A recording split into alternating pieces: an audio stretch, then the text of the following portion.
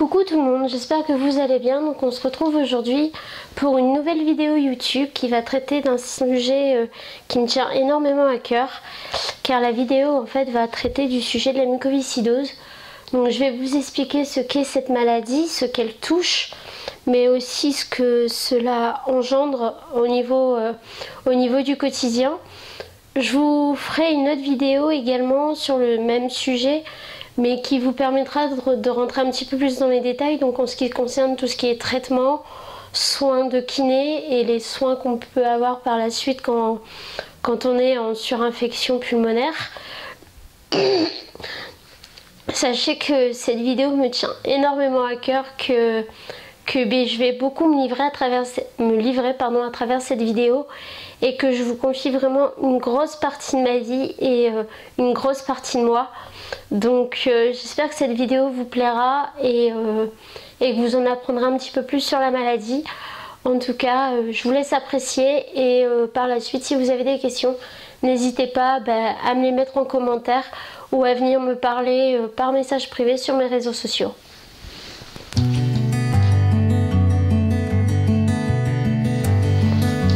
Donc, qu'est-ce que la mucoviscidose? La mucoviscidose est une maladie génétique rare et mortelle. Oui, le mot est dur, mais il faut dire la réalité des choses. La mucoviscidose est à l'heure d'aujourd'hui une maladie dont on ne guérit pas encore. Bien qu'elle soit rare, elle reste la maladie héréditaire la plus fréquente en France. Tous les 3 jours, un enfant naît de la mucoviscidose. Je tiens aussi à préciser que la mucoviscidose n'est pas une maladie contagieuse. Je le précise parce que durant ma scolarité, il m'est arrivé qu'on me pose la question de savoir si oui ou non j'étais contagieuse. Donc non, nous ne sommes pas contagieux. La mucoviscidose, c'est une maladie qui va toucher essentiellement les voies digestives et les voies respiratoires. Donc beaucoup d'atteintes pulmonaires.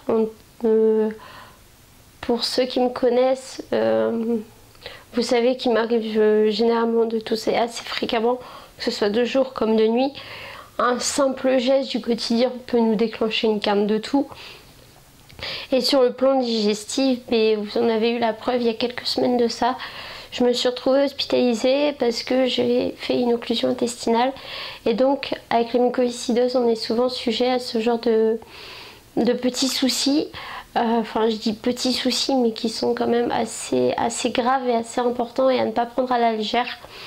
Donc, de ce fait, on a des traitements, que ce soit aussi bien sur le plan pulmonaire que sur le plan digestif. Mais comme je vous l'ai dit dans l'introduction, je reviendrai un petit peu plus tard dans une autre vidéo pour vous parler un peu plus précisément des traitements. En ce qui concerne la transmission de la maladie, donc comme je vous l'ai dit auparavant, c'est une maladie génétique, donc elle se transmet par les gènes des parents, tout simplement. Donc je pense vous faire un petit dessin et vous expliquer pour vous compreniez mieux comment la maladie se transmet, et je pense que ça sera vraiment beaucoup plus simple que vous expliquer comme ça. J'ai oublié de préciser aussi avant que toutes les mucos ne sont pas pareilles en fait. Chaque patient sera différent des autres, avec une atteinte différente. Parce qu'effectivement, il faut savoir qu'en fait, avec la mucoviscidose, on peut soit être plus touché au niveau pulmonaire ou plus au niveau digestif, ou les deux. Et donc voilà, donc dans mon cas en fait j'ai la mutation delta F508. Donc c'est des mots un petit peu compliqués, je vous l'accorde, mais comment je pourrais vous expliquer de manière simple. En fait, si vous voulez, chaque muco a la mucoviscidose est composée en différentes mutations. Donc je ne saurais pas vous dire le nombre exact de mutations qu'on a, mais je sais qu'il en existe énormément, et de ce fait, c'est ce qui fait que nous n'avons pas la même mucoviscidose d'un patient à un autre.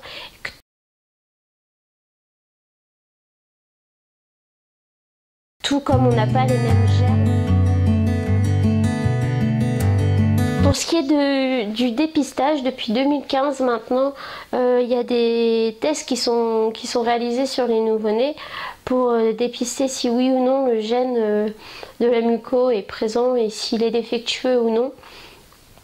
En sachant que le vrai test qui permet vraiment de dépister si oui ou non l'enfant a la mucoviscidose et donc de le diagnostiquer réellement, c'est le test de la sueur, qui est beaucoup moins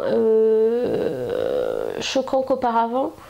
Bon, je passerai sur les détails parce que c'est vraiment assez dur. Bon, les tests maintenant sont $1, hein, je vous rassure. Mais voilà, en ce qui concerne mon dépistage à moi, j'ai été dépistée à l'âge de... à 6 semaines après ma naissance, donc en gros à 1 mois de vie, sur une suspicion de coqueluche. Donc à savoir que déjà pendant le laps de temps où je suis rentrée entre la maternité et quand je suis rentrée chez moi, je vomissais tous mes biberons, je ne prenais pas de poids, je toussais sans raison apparente. Donc mes parents au début sont allés voir le médecin traitant qui donc comme je vous l'ai dit pensait que c'était une coqueluche et au final a redirigé mes parents vers l'hôpital. Et c'est en faisant le test de la sueur qu'ils ont découvert donc que j'avais la mucoviscidose. Et voilà, donc à savoir que je suis la seule de ma famille à être porteuse et à vivre avec la mucoviscidose. Donc comme vous l'avez vu auparavant dans la transmission, ça veut dire que j'ai dans ma famille des gens qui sont porteurs du gène mais qui n'ont pas développé la maladie tout simplement.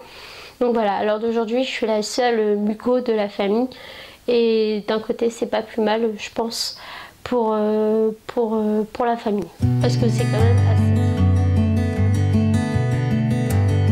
Au niveau des traitements, comme je vous l'ai dit en tout début de vidéo, donc il va y avoir des traitements spécifiques pour le système digestif, donc pour nous aider à garder ce qu'on mange, à garder les graisses de nos repas, parce qu'il faut le savoir, en tant que muco, on a énormément de mal à prendre du poids.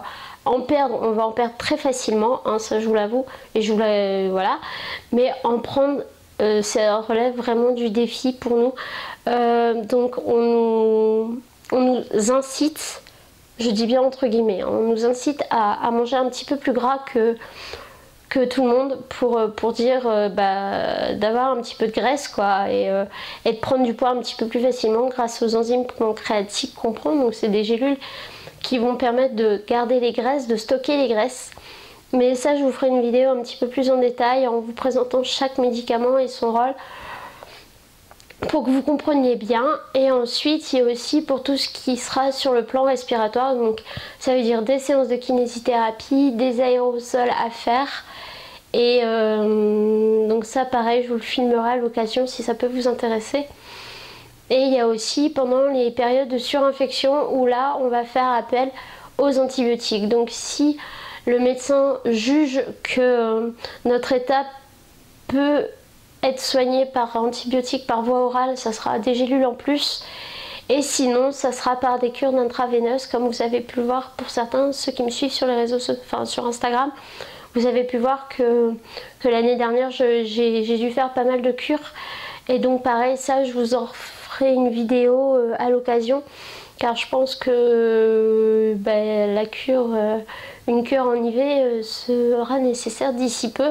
Donc ça sera aussi pour moi l'occasion de vous filmer ça et de vous présenter un peu comment ça se présente, comment ça se déroule.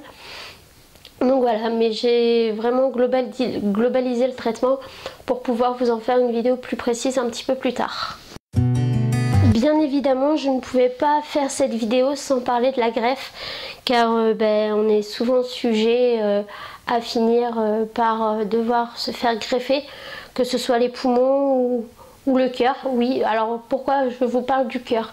Parce qu'il arrive un moment où parfois le cœur prend un coup aussi quand les poumons font plus suffisamment leur travail. En fait, le cœur va encore plus travailler, donc plus se fatiguer. Enfin voilà, du coup ça peut des fois être des greffes bipulmonaires avec le cœur qui va avec. À l'heure d'aujourd'hui, je suis loin du stade de la greffe. À savoir qu'il faut vraiment avoir une capacité respiratoire vraiment très basse pour pouvoir être listé.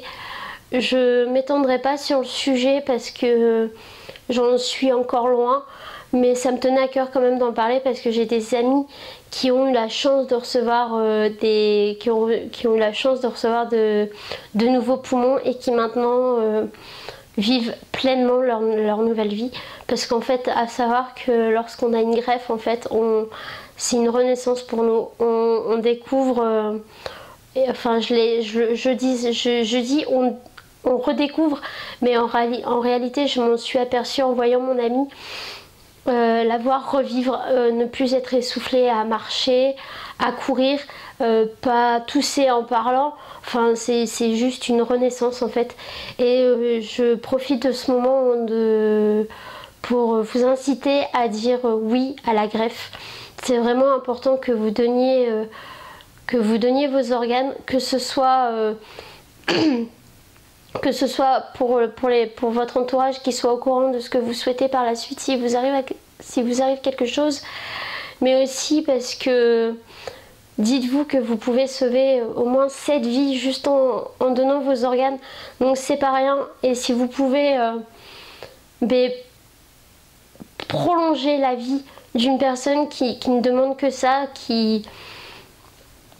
c'est vraiment important. Donc dites oui au don d'organes. Je sais que c'est un sujet pas évident, que c'est pas facile de penser à ça, mais voilà, n'oubliez pas de dire à vos proches si oui ou non vous voulez les donner, parce que la vie est courte et elle vaut la peine d'être vécue.